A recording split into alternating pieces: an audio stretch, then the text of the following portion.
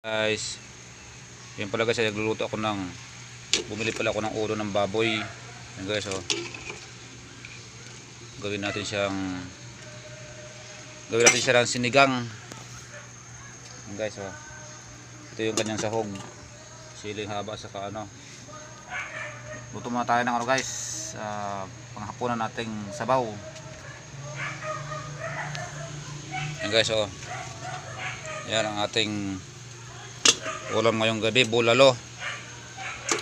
Guys, oh. Ulo ng ano guys to, baboy pero malaman siya.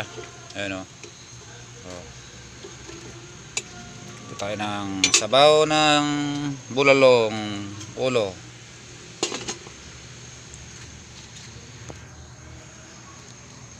Guys, update na lang ako mamaya pag luto na.